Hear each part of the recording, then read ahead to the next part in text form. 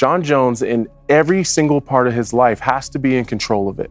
And Jon is the master manipulator, and he's a master at the mind games that are behind this sport. He's been doing it for so many years against the best guys in the world. So I understand that Tom Aspinall has this fighter mindset where he wants to say, I'm better than you and you think you're better than me, and so I'm gonna keep attacking that.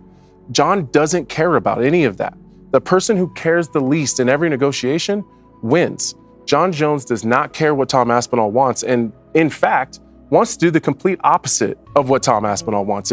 If Jon and Tom want the exact same thing, then Jon doesn't want it anymore. Jon is the master at emotionally and mentally exhausting people, and you can see it in Tom Aspinall a little bit already. He's starting to get tired. The guy is living his best life. He's had a fantastic career, we all know. We know Jon's a religious man, so I want to say God bless him moving forward in what he does with his life and his career. And we move on. We move on. I'm the undisputed heavyweight champion of the world. I'm ready to take on all comers, get this division moving again. Us guys have been waiting around too long. The contenders are getting sick of it. Everybody's getting sick of it. Even the fans are getting sick of this stuff. So Jon's retired, and it's time that we move on. So do I think Jon Jones is trolling him? I absolutely do think Jon Jones is trolling. I think he's just trolling, not just Tom Aspinall. He's trolling the public. Absolutely. He's telling everybody, I will be back when I am ready. Nothing you guys say or do. And I'm going to go ahead and give you guys little nuggets here and there. So you keep talking about me. Brilliant. Like Anthony Smith said, he is the best at playing mind games. And he's playing a mind game with all the fans, probably even a little with the UFC. UFC's like, hey, what do you mean you're done? Like, even if they know what the plans are already, wait, why are you telling me you're done? What's going on? And then, he probably had to explain himself. It's okay. No, but look, Jon Jones, right? Not the double champ, but he's the champ. It's frustrating for the consumer. It really is frustrating for everyone to not be getting this fight right now because it still feels like the biggest fight we can make. Chael, I know that Ilia Topuria, Charles Oliveira is a big fight. Islam versus Jack is a massive fight. Definitely. But a heavyweight title fight between these two dudes is still the biggest fight we can put together. Yep. I don't care that everybody's going, oh, well, it's lost this and it's lost that. To put Tom Aspinall and Jon Jones is the biggest fight the UFC can make on any calendar for the next 2 years. Until Jon is like old and washed up at 40, 41 years old, he's 38, 39 years old and 40, it'll still be the biggest fight we can make if we don't come to it soon. So I know he's frustrated. I'm more frustrated with one thing that he told us, Chael, and that's the idea that no one else wants to fight, because that's true. That's the problem. No one else is fighting. They're all waiting. Honestly, who cares now? Yeah, true. Like, I'm done. I'm done with waiting. And honestly, everyone nagging him and poking at him and trying to get clips and stuff is worse for me. Like, they're like, yeah, it's way worse for me. It's just, I'm done with that too. I'm just done. I get it. I don't know how Jones still holds the title, honestly. Like, I know I mentioned when we first started speaking about this many moons ago, how I was like, no one's stripping Jones. You can't do that to him. But mate, come on, you're taking the piss now. You're taking the piss now. I think that Jon very much cares about his own legacy, and he is going to do whatever it takes for him to have the best result and best situation possible for him. It's in the best business interest of the UFC for them to push on with this fight for Aspinall and make it the best conditions for Tom Aspinall. Tom Aspinall is the future of the sport, and they want to build the future of the sport and get that going as quickly as possible. And if they need to run over Jon Jones in order to do it, that's what they're going to try to do. Jon Jones is aware of it. He's not playing the game, and he's going to delay and get the optimal situation for himself. That's just the way it is, right? I think he's fully aware of this new lion coming in to take his territory, and he's going to put everything in his favor as much as possible.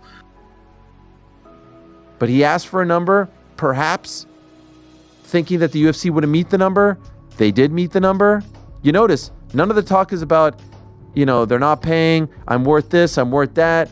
None of that talk from a couple years ago. It's I'm living my best life. They know the answer to the question you guys are wondering. UFC met it. He's not interested. They have to make a decision.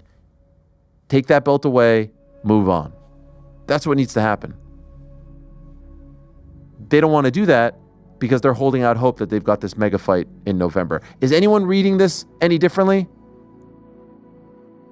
Tom Aspinall defended his interim heavyweight championship almost a year ago. Yeah, right. So certainly it's not ideal for the combat sports leader to have their heavyweight championship not on the line, right? Yep. There was an extended delay for Stipe and Jon. And as they pursue a new television contract, there are no heavyweight championship fights on the horizon. But more annoying and frustrating than all of that, I would think, for promoter, for Aspinall, for the fans, Tom had to defend the interim belt, the silver medal, almost a fucking year ago. So to have Tom wait till November or December right now is insane. To lose another 18 months of Aspinall's prime. So I wouldn't be surprised if something happens in terms of a strip or a vacation. It'd be a disappointment for the sport. It would be a disappointment for Jon Jones, and I don't say that lightly. When you look at it, because I was defending Jon Jones, and people like to say, oh, Bisping's a company man. It's like, no, shut up, you idiots. I'm a fighter first. And I understand, he was a long-time heavyweight champion.